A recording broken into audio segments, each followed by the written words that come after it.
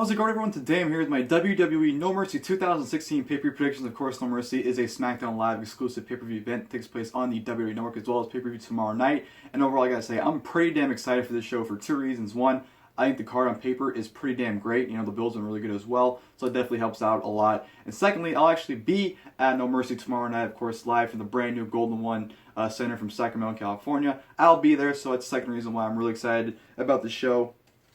But yeah, like I said, I think the card itself on paper looks really, really well. The build's been pretty damn good, I believe. You know, each match has its own individual build. There's not a really thrown-on match on this card. Everything actually has a story behind it and interest behind it as well. So I think that's really good that they were able to accomplish that going into the pay-per-view because, you know, they've been known for having maybe a match or two, three maybe with build, and the rest kind of just like throw-ons or just like some kind of rematch from Raw or whatever. So I'm very excited that each show or each match on the show has its own individual story. So that definitely builds excitement for this show. But overall, on the card, we do have 7 matches on the main card for itself. But of course, before the pay-per-view starts, 1 hour prior to the pay-per-view, we'll be having the 1 hour kickoff show, which will be featuring Baron Corbin taking on Jack Swagger, of course, a rematch from SmackDown Live this past Tuesday.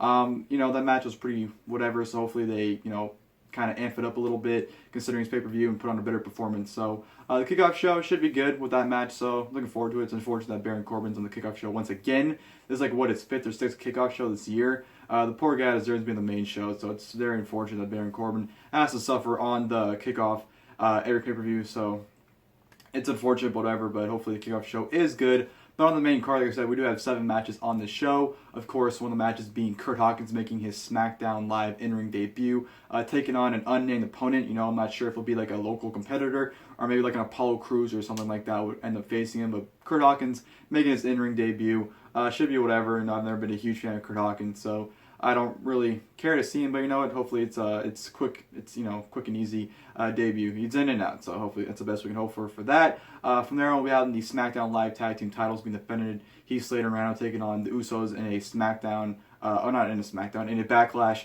rematch, pretty much, because this was the finals of the tournament for the championships at Backlash. So we're getting a rematch here. Their match's Backlash was fun, so hopefully we can get another repeat here of having another fun match between the Usos and Heath, Slater, and Rhyno, especially with the Usos' new attitude. I believe that they can put on a better match than they did at Backlash, so I'm looking forward to that. We'll be having Carmella taking on Nikki Bella. Of course, this feud's been going since SummerSlam, and I've been really enjoying it. You know, I think they've been having some good back and forth interactions between each other every single week, and I've been enjoying what they've been giving me on TV, so I'm looking forward to Nikki Bella versus Carmella. I was hoping this would have been a no disqualification match. That's what was rumored. Daniel Bryan said he wanted it to be a no DQ match, but unfortunately it's not. But, you know, it is what it is. What can you do? Speaking of the women, we'll be having Becky Lynch defending SmackDown Women's Championship against Alexa Bliss. That should be a really good match. I'm looking forward to that. They've been, you know, they've had some really good performances, so I think they'll culminate into a pretty good SmackDown Women's title match. So I'm looking forward to that. They'll be having Bray Wyatt taking on Randy Orton. Of course, the match was scheduled to happen at Backlash, but because Randy Orton was not clear to compete, the match did not happen, so the match was postponed pretty much till now. I've been digging the feud the last few weeks. You know, this is a feud that when it started, I didn't care for it whatsoever, but once it started kicking off, started going the last few weeks, I've actually been really enjoying it. The mind games have been really good between Bray Wyatt and Randy Orton. I just been enjoying this feud overall, so hopefully it can culminate into a pretty good match because I don't have high hopes for it to being a really good match. So hopefully they can prove me wrong. And then we'll be having a career versus title match for the Intercontinental Championship. Of course, The Miz putting up his Intercontinental Championship against Dolph Ziggler's career.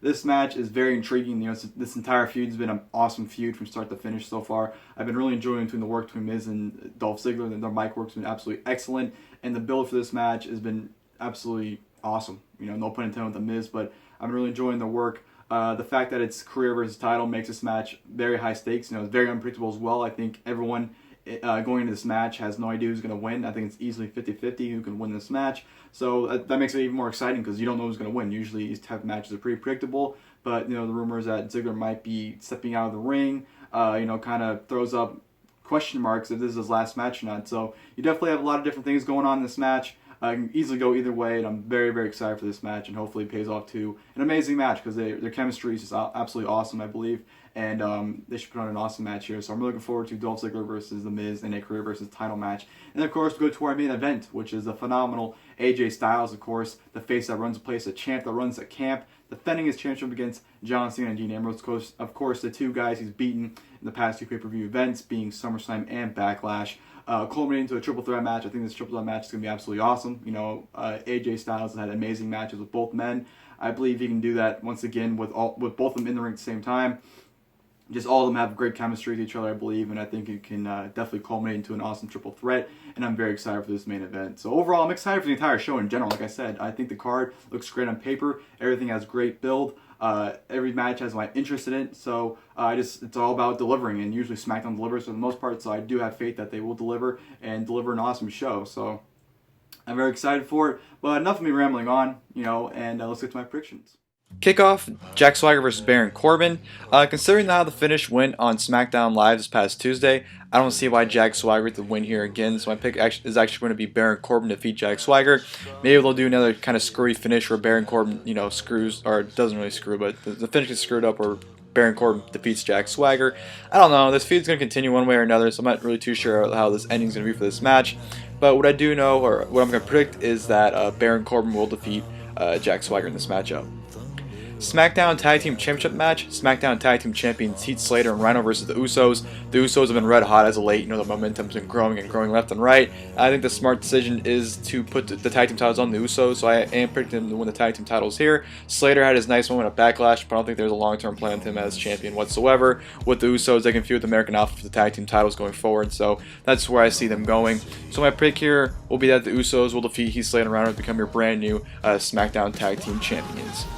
SmackDown Women's Championship match. SmackDown Women's Champion Becky Lynch versus Alexa Bliss. This should be a pretty solid match here. Their build's been pretty good as well with Alexa attacking Becky Lynch, and their contract signing was actually a really good segment a few weeks ago.